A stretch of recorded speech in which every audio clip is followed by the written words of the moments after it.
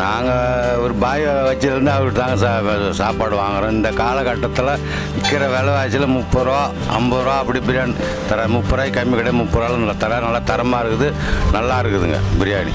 நிறைய பேர் வந்து வாங்கி பாய் வரலன்னா ஏன் பாய் வரலன்னு தான் கேட்பாங்க.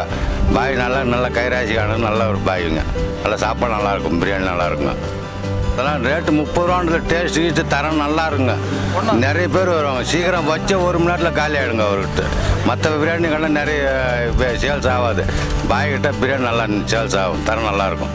அந்த அளவுக்குலாம் பிரியாணி மற்ற கடையெல்லாம் பார்த்தலைங்க 100 ரூபாய் 200 ரூபாலாம். இவர்கிட்ட நம்ம 30 ரூபாலேருந்து 50 ரூபா வரைக்கும் 100 ரூபா வரைக்கும் தராது.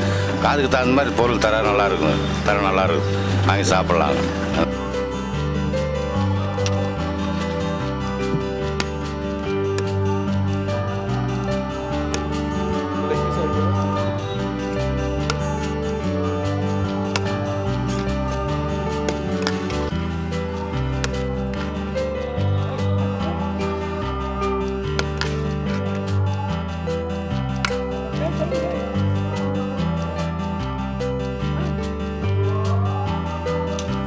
அங்கே வந்து பார்த்தீங்கன்னா நான் இங்கே தான் பக்கத்தில் நவதுர்கா படித்தேன். நான் வந்து ஒரு 10th இங்கே சாப்பிட்றேன். நியர்லி ஒரு 7 to 8 இயர்ஸும் நாங்கள் வந்து இப்போ ரெகுலராக வாங்குகிறோம்.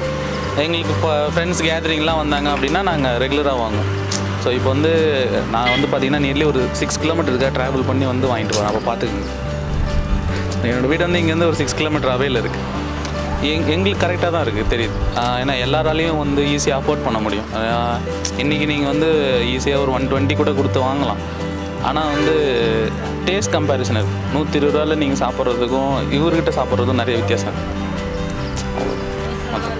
ஆமாம், சாப்பாடு வந்து பார்த்தீங்கன்னா ஹைஜீனிக்காக இருக்கும். இப்போ வந்து சாப்பிட்டிங்கன்னா ஒரு டைஜஷனாக வர ப்ராப்ளம் இருக்கும், அந்த மாதிரிலாம் எதுவுமே இருக்காது. சாப்பிட்டிங்கன்னா ஒரு 3-4 மணி நேரத்தில் கண்டிப்பாக பசி எடுத்துரும் ஒரு.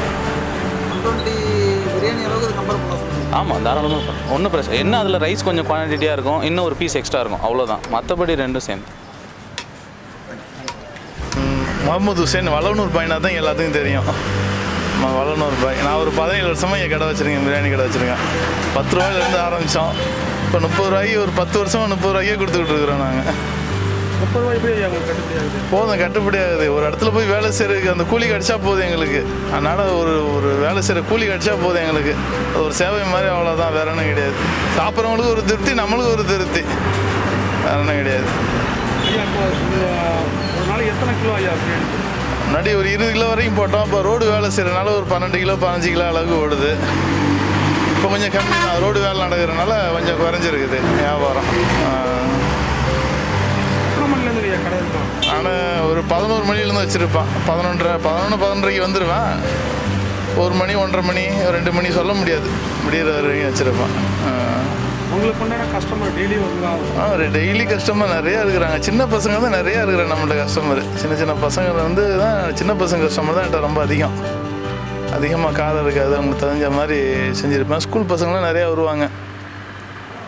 இப்போ இந்த பிரியாணி செய்யக்கூடிய மூலப்பொருட்கள்லாம் நீங்கள் கடையில் வாங்குறீங்களா? இல்லை, சக்தி மிளகாத்தூள் மட்டும்தான் கடையில் வாங்குவேன். மற்ற எல்லாமே வீட்டிலே செஞ்சுக்குவோம். சக்தி மிளகாத்தூள் மட்டும்தான் கடையில் வாங்குவேன். மற்ற எல்லாமே வீட்டிலே செய்வோம், வேறு எதுவும் வெளியில் வாங்க மாட்டோம். உங்களுக்கு தனியாக பெரிய அளவில் ஹோட்டல் வச்சு விலையை ஏற்றி போடணும், அது மாதிரி அதெல்லாம் ஒன்றும் கிடையாதுங்க. இதே நிரந்தரமாக ஆண்டவன் கொடுத்தா போதுங்க. இதே கொடுத்தா போதும், இதே நிரந்தரமாக இருந்தால் போதும்.